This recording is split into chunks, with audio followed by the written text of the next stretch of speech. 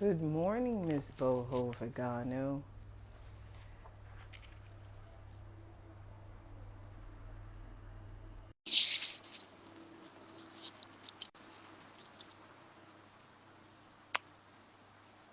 So you should pop up on my screen. There you are. Good morning. Hi, sweetheart. We did it.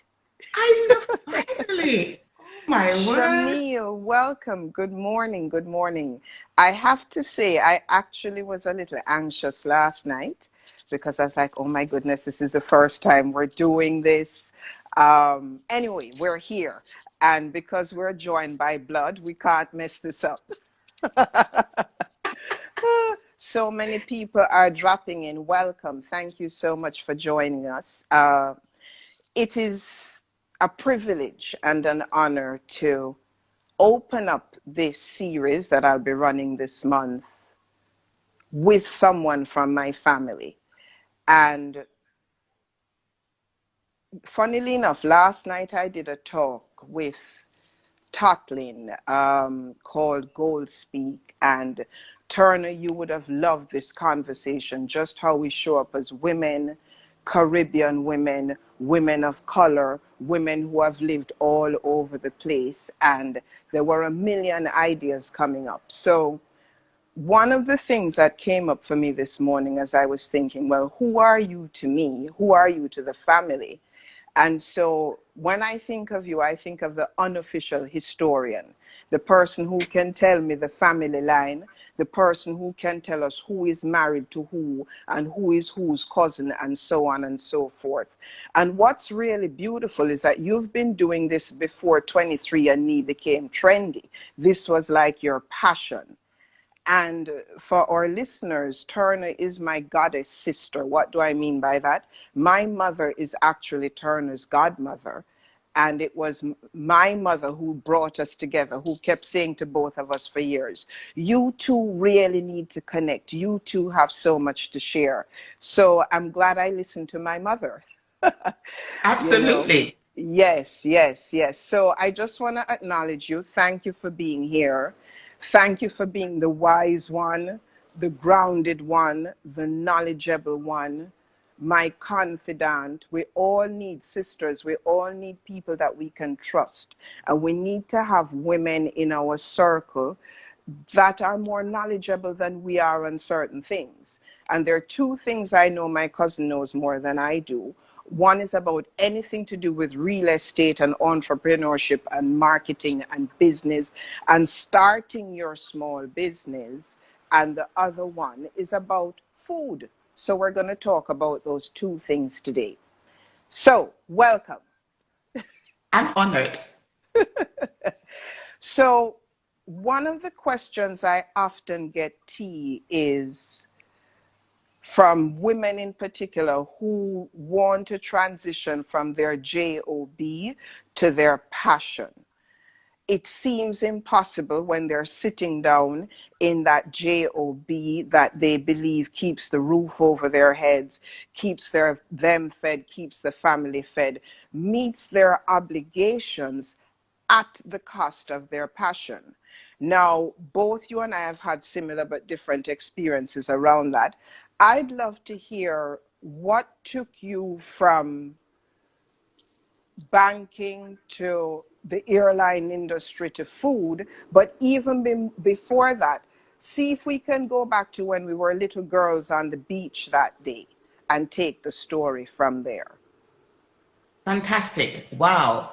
This sounds like a whole day and a half, but let me sort of condense it. So, just a little kind of backstory. So, yeah, I was born in London, raised in Jamaica, and then made the journey back to the UK. I think the foundation as well, there's something about leaving, if you want to call it then, the mother country, first world country, going back to your roots. There's a certain level of foundation that it gives you. So for instance, people in Jamaica look at people, foreign and think that, they have everything. But then there's a lot that we have missing. And when you go back to Jamaica, go back to your roots, I think it gives you that kind of little grit and sort of understanding. There's always a hustle. There's always a grind. You know, I saw my parents doing it, and we were sort of in the shadows. And I feel as though that kind of foundation for me set me up for when I went back into living, you know, in these various places. So when I had my banking job, my career as a matter of fact, my career in banking started in Jamaica anyway. And I Exactly. took a sabbatical, and because I specifically knew what I wanted to do, I wanted to see the wider world, and I thought I could do it at the expense of an airline. So I decided to go. As a matter of fact, I even tried to work for Air Jamaica, and it wasn't successful. And I decided to go to the UK where there would be more options and try my luck. And I applied to, Wow. yeah, I tried my luck with several airlines. Yeah, Wow. So Turner has always been a trailblazer. Now, a couple of things that you said there. She knew what she wanted to do. So when we get really clear on what it is we want to do in life, then we can go along our path. As one of my coaches says, don't worry about the how, get the what clear, and the how will take care of itself. So at that tender age, you knew that you wanted to see the wider world, and you knew that the foundation of Jamaica could help to elevate that. And you know, Jamaica is a complex place. We know this. But for those of us who live abroad, one of the caps in our feather, I love this cap, is the fact that we are Jamaican. You know, I often say to people, the way in which I'm able to move through this world, that being Jamaican and embodying Jamaican opens doors like you wouldn't believe. The other thing you said, T, or you inferred that I want to say is, and I remember you and I having this discussion, morning, Dirty Foot Yoga, great to see you here, is we are a family of creatives and artists. I mean, you yeah, look at our family from way back when. However, that was not celebrated in our upbringing. Coming from colonialism and slavery, we were supposed to get proper jobs in the bank, a doctor, a lawyer, etc. And so the creative aspect of who we were was never respected nor celebrated. I remember when Windrush came up a few years ago and you and I were talking and you were telling me about Uncle Walter, your father, and the fact that he made pianos. I mean, I'm so, absolutely. yeah, you Yeah, know. And so I look at the lineage. I look at, you know, your dear brother, my one of my favorite cousins, Errol, you know, his photography, his passion, you know, for museums. We look at Jackie, who is a seamstress, and not just a seamstress, but she does bespoke wedding dresses. We look at her lineage, Marissa, who has now gone into fitness. We look at Sean and Jason. I mean, we have creatives coming out of the yin yang. So we have to really acknowledge our ancestors because they set us up for greatness. You know, so it's an honor to be a part of this family. And again, we had a family reunion in 2019 that my beloved cousin Turner spearheaded because she's the organizer. Dawn birthed the idea. Dawn is a sister and cousin in London, but Turner was really the catalyst behind bringing the family together. And I remember walking into that event and being absolutely blown away that I was connected to all of these people by a bloodline because, you know, I had lived all over the world. I hadn't met much of the family. So it was like really anchoring into myself and go, yes, I am a product of greatness. So thanks again for organizing that. So I want to hear now about your food story, which I'm really excited about. I can't wait till you start to ship these things internationally. But anyway, we live in hope. of course. Yeah. So back to the food story. Again, anchored in Jamaica. I went to high school in Jamaica, and back in those days, it was called home economics. I excelled in home economics. I literally did, at the time when I was graduating from high school, it was just at the switchover from O levels to CXEs. And there were two subjects that involved sort of what we call nowadays food and beverage, but it wasn't called that. So it was home economics. There was another one, I think home management, which they now have rebranded like hospitality. Those were the two subjects that I got outstanding grades in. But there was no direction as to what you do with these sorts of things as a career, none whatsoever. And I remember wanting to go to what is now UTech, CAST, and the only thing that they had along those lines was to become a dietitian and you work in a hospital, which was never sort of the direction that I would want to go, and there was no guidance. So as you did, you went and did business. Everybody did business, and I ended up in the bank. However, just for the audience, after leaving Jamaica, I went back to the UK, did the airline stint, still never really had much of a foodie thing going on, but during this process, I became aware that I was lactose intolerant and gluten intolerant, like seriously. And in Jamaica at the time, I realized I was getting super ill to the point where no doctor could really tell me what was wrong. One doctor said that I had ulcers, and I thought, it didn't make sense. I didn't smoke, didn't drink alcohol, had zero stress in my life. Why would I have ulcers? Anyway, I tracked it down and found out it was dairy. So in those days, you're talking about what? Like mid-90s. There was nobody saying they're on a dairy-free diet. So I had to carve out my own diet myself. Just cutting this out, cutting that out, but there were no replacements. The only replacement that there was soya milk. Wow. Turner, I want to pause you for 1 minute because you're dropping some downloads. So for our listeners, Lauren, welcome. McQueenie, welcome. And I spoke about this last night with Tatlin. When you have a relationship with your body, when you listen to your body, when you honor your body will inform you what it desires.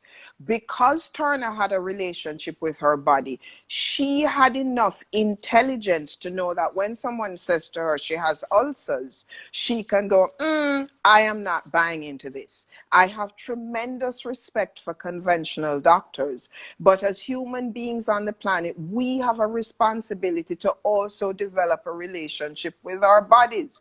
No time is this more important than the time we're living in right now. And I hear so many stories of people just saying, boy, I'm going to a doctor. The doctor say. We should have a show in Jamaica called that. The doctor say. What is your body telling you? Thank you for making that point, Turner. Please go ahead.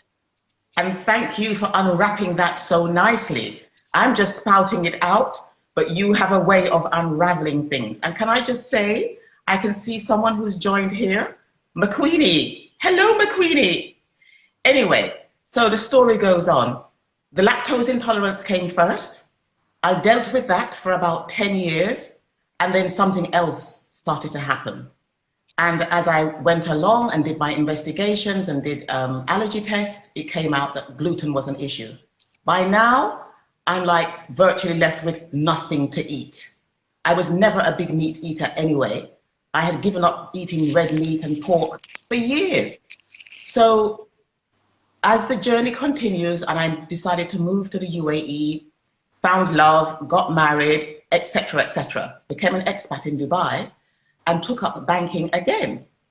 And during the banking career, as people know, Dubai was one of those places that was always a trailblazer, doing things, oh, Chef Vita. And I was totally blown away by the fact that I could find a farmer's market in the desert, which people just thought could never exist.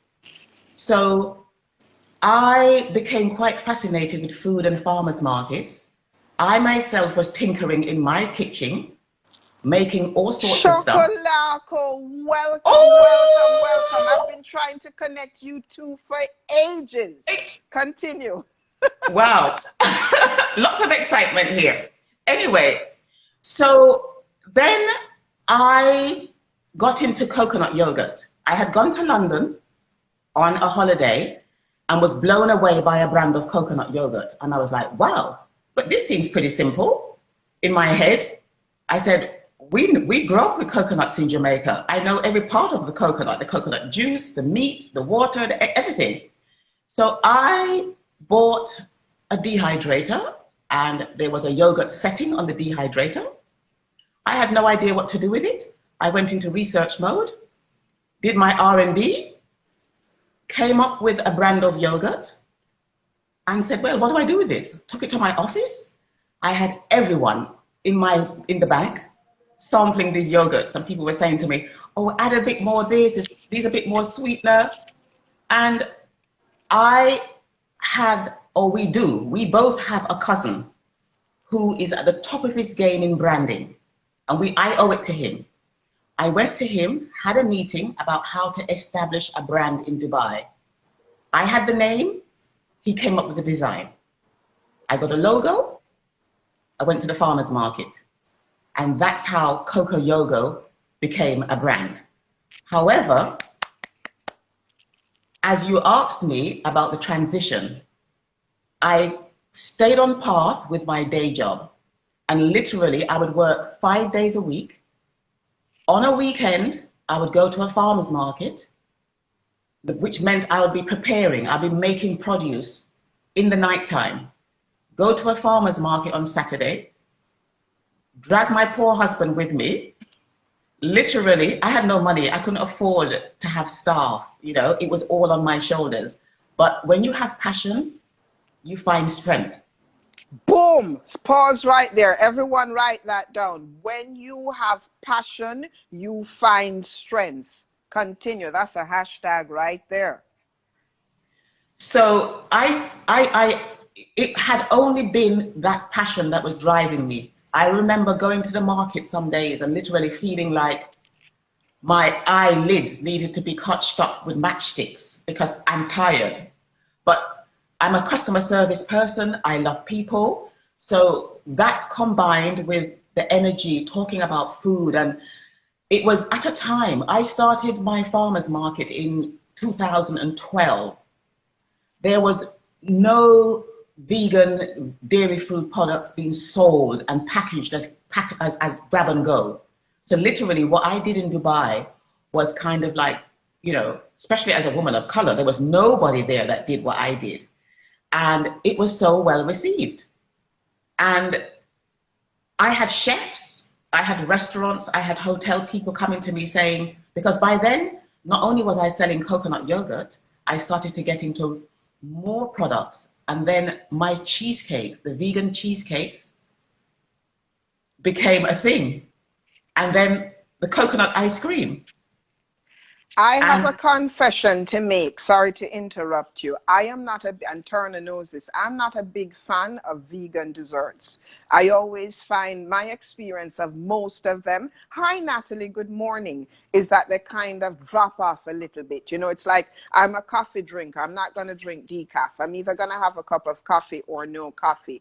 But your desserts, there is nothing lacking. I remember wherever I lived and I'd come and visit you in Dubai. Before I arrived, make sure my passion fruit and my mango cheesecake and your banoffee thing is in the fridge. And then didn't you start to do ice cream sandwiches at some point? Correct, yes. Psh, listen to me, folks. You have no idea. Before I landed in Dubai, I would send out my little list. And she makes her own granola. Just everything is delicious. Anyway, continue. Yeah. So, and probably people might wonder why desserts, because vegan food, especially now, is raging. But for me in particular, it was a very selfish decision. I love sweet things. I love desserts. And if you're plant-based or dairy-free or vegan, whichever way you want to put it, whilst a main meal is a lot easier to have, you can have quinoa, you can have rice, you can have beans, etc., etc. If you fly, you go on an airplane and you say you're dairy free, you are not going to get a dessert. You will get some melon, you get some grapes, etc., etc. There'll be, I know Virgin Atlantic is one airline that always used to serve these lovely little creamy ice cream bars and lollipops and stuff. If you're dairy free, you're not getting any. So for Wow. me, I sort of felt like that was the thing that was missing the most. If you went to a nice restaurant, you wouldn't get a nice vegan dessert unless you went to a raw food restaurant. But if you went to a mainstream restaurant, dairy-free desserts didn't exist. Yes, they So always seem to fall short on that. Yes. yes, it's getting better, but back then it literally was just totally non-existent. So my passion for the desserts just grew, and I literally went from one product to about six by the time I decided to leave Dubai 3 years ago. And Wow. as you know, the brand is still there. It's been taken over by a bigger company that could elevate it and take it to another level. Wow. So, listeners, I hope people are listening to this and will re listen to this. Turner is giving us a fast track education in life here. She had a limitation, she overcame it by making it her passion. She had her laboratory, as it were, a community of people in the bank that trusted her, that she knew would give her feedback. Every Jamaican is a creative. There's something about us. We have a saying in Jamaica, every mickle make a muckle, or what is the one, turn your hand and make fashion. So we know, and the new word for that nowadays apparently is pivot. But Oh, so, so what happened here is that you have been in perpetual pivot and redefining yourself as you go along, because your mission is clear. You know what your strengths are. You know what you want. You know where the limitation. And as you just said, you saw a gap in the market. This is what we do as entrepreneurs, as creatives. You look at, how can I serve this market in a place that it's not already being served? And one of the things that can often happen, I see it with assistants and stuff. I often say to my assistant when she creates a flyer, look at the flyer. Would you go to that event? Is that event informing you?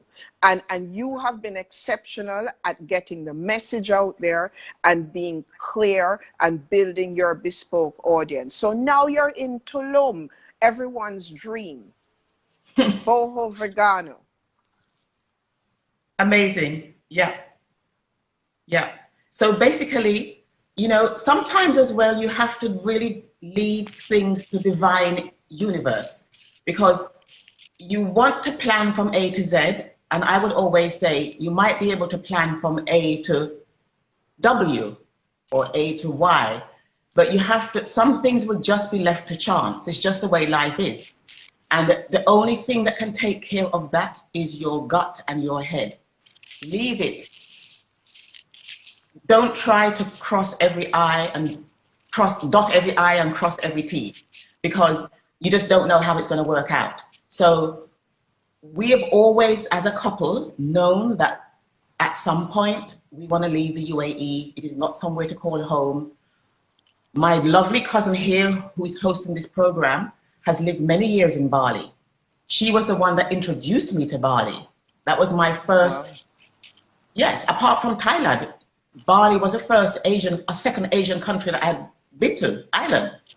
And I fell in love with Bali so much and knew that when the time comes, I want to live somewhere that has the vibe and feel of Bali, but closer to the region where my family is, where my family can only just have to go on one airplane. And that's how I ended up in Tulum. I came to Tulum 3 years ago, and whilst I was elated about the move and the life here, I was deep down a little bit disappointed, because what I wanted to do, it just felt like Tulum wasn't quite ready for it. So I had to reinvent and make what I do happen, but deliver it in a different kind of way. And that is how I started to offer vegan brunch experiences and workshops. Wow. Wow. Yeah. Wow. There's something that you just said. And so one of the things I have had to learn all about the culture, Kenesha, good morning, my darling. One of the things that I had to learn, and it was a bit of a challenging lesson for me, it was one of those that came in hindsight. When you are a pioneer and a trailblazer, you're often ahead of the game, ahead of your time, and the journey can feel very lonely at that point. And so if you are not connected to yourself, if you do not have your conviction, your inner standing, you can become frustrated, you can be pulled in 50 directions, particularly if your passion is something that, let us say, for example, your family does not celebrate, because ultimately we all want to be approved by those around us. So congrats again for doing that. And at some level, I don't know if this happened to you, Turner, but I remember having a conversation with my father. There are two things I remember others asking me. When I decided to grow my hair, how did my father feel, or my family? And when I decided to step away from the UN. And I do believe that I know I was supported by my family, by my parents regarding this. And a part of that is I had done what they wanted. I had done the masters, I'd done all of it. And what my parents saw, because obviously they birthed me on this planet, was how ignited I became when I was in my passion. And when the people that love you, even if they can't understand, why would she leave this nice job, or leave this nice uniform, or leave land, whatever. Latanya, big up yourself. Long time no see, my dancehall queen. I'm coming at you very soon. I want a class. Yeah, when people, Latanya is not another extraordinary entrepreneur who has taken her passion, dancing, Jamaican dancehall, created it in a course, designed a book. There are women all across this planet that when you see them dancehall, them better than me and you, from Lithuania to Russia, to Italy, to Jamaica, and she's doing it. So thank you for being in your passion. But just to say, I went in a million places, but I know that you're still with me, is that you've done it, and so the grace at which you were able to hand over the baton of Coco Yoga, for example, for someone who can take that dream bigger. One of the things with our dreams, listeners, is that your dream has to make you uncomfortable. If your dream doesn't make you uncomfortable, you're not dreaming big enough. And anything that you develop, you must be able to play it forward by spreading it. If it only stays with you, if Latanya only stay with Latanya, if Boho Vegano only stay with Boho Vegano, if Universal Empress only stay here, the brand is not sustainable. So one of the things, T, that I'd love to hear you share, God, the time goes so quickly, is how, again, when the pandemic arrived and you realized, okay, I can no longer do these experiences in my home because it's not safe for either me, my home, my family, nor the people, and how you creatively played this forward and then brought in the Mother Nature component, which is gorgeous. Talk to us about that. Right. So basically, as we know, we're 1 year now into this whole dilemma of a pandemic. So I was using Airbnb as a platform, and I think I would just plug this in here, is that when we're doing something that we think is going to be sort of risky, it is always best to leverage the risk on something else that's not going to really, you have nothing to lose. Wow. People, write that down. Leverage the risk on something where you have nothing to lose. Huge point. Continue. So Airbnb as a platform, there's no outlay. You don't need to have a website. You don't need to pay for marketing, whatever. That platform does it for you. Just pay some money to get some very good photography so that you look good. So anyway, Airbnb. Sorry, that wasn't meant to look good. We all want to look good. No, when I say that, I mean whatever you're doing in terms of, no, yeah, so I, as a matter of fact, you had no choice because Airbnb did not allow anyone to offer any experiences during the pandemic. Everyone was doing online, and I'm a baby boomer. I am not one of the new generation, so it takes you a little time to start learning these new techniques and technologies. Anyway, so I had a contact in Tulum, and They have a beach club. I approached them. What can they say? Yes or no? I said, look, I would like to offer vegan picnics on your beach. I felt it'd be less risky by going to the beach. It's open air, small groups, and I had to come up with a new menu, because now what I used to do at home was workshops with a few bites on the side. So, I've now sort of embraced the mantra of saying continuously evolving. It's literally, you can't say, this is what I do and I've made it and everyone loves it, because at least at some point, there's going to be a sort of sell-by date. Suddenly, what you're doing needs to be upgraded. And the pandemic has forced, I think, every single one of us in some shape or form to relook at or revisit what we do. Absolutely. So that is how I ended up taking it outdoors, and even to the point where sometimes something is right under your nose, because then it dawned on me that I have a garden in my yard right here. Exactly. Cook with Soul Sister says, hey, girl. Yeah. Yeah. So I have gone from taking my experience out of my kitchen to the beach and to my backyard, basically. Wow, that's beautiful. That's beautiful. And ultimately, in this time that we're living in, that's where we're coming full circle to, living in community, being able, Remy from Australia, welcome my sister. This is what we're living into, the ability to grow our own food. In fact, it's funny, as you mentioned, garden, that Remy came on. Remy is a dear, dear friend of mine who lives in Australia.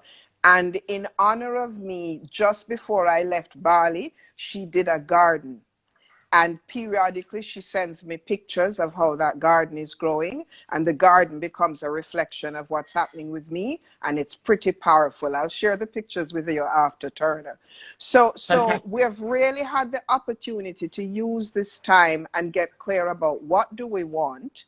What are we doing? And it brings me to sort of our concluding question, which is, I had 5, but of course, and I knew this would happen with the interview, is what is the footprint? What is the legacy that you would like to leave behind? I think it's so many. It's not going to boil down to just one thing. And I think the question I get asked all the time, when I was in Dubai and when I'm now here in Tulum, I think now that I've come to Tulum and I'm sort of closer to North America, I have what I would say more of an African American following, a lot more people that look like me.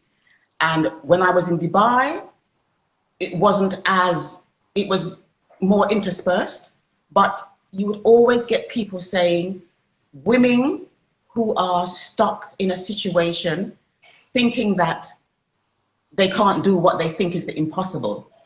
And what I would just, people to see, like even for my own niece and my own stepdaughter, these are younger people who I know look up to me. And I want them to know that, yes, my stepdaughter calls me Mrs. T. My lovely niece calls me Auntie T. Is that, look, I am just sort of paving the way slowly. But at the end of the day, there's much more that this new generation can do. And if you look at people, not just like me, you, Nadine, everybody, we are just doing something, and we're starting something for these younger people to follow on and do even bigger and better than us. Of course, just, playing it forward and leaving it in their footsteps. One of my dear friends from childhood, Marlon Stewart Gaynor, just dropped in, and it's funny also, reconnect with people that knew you from a very young age and hear what they have to tell you, because they can see your passion even before you can, and help somebody. Each one teach one. Each of us can help one person. There are so many of us that go, the world is in such turmoil. What can I do to change it? Help one person. And that person could be yourself. So, Turner, I'm so happy we did this. I know we could be on here forever. I know Yes. we'll be here again. I'd love to unpack the family line conversation with you some more. I would like to unpack what it means to be a woman of color traveling the world with your passion. So many things that we'd like to unpack. I just wish that you were able to provide all of the people coming to my one-day experience this weekend with a vegan lunch, a high Oh, that would vitality have been a vegan pleasure. lunch. But we're getting there. We're We're setting the gonna intention. listen. We have talked about this for, I would say, a decade. And here we Yes, are today, the 10th of March. So I think this is just the beginning. And I love it because I like the way that you've been able to just take over from me and take what I say and put it into context, which I can't do that. I just yes. talk.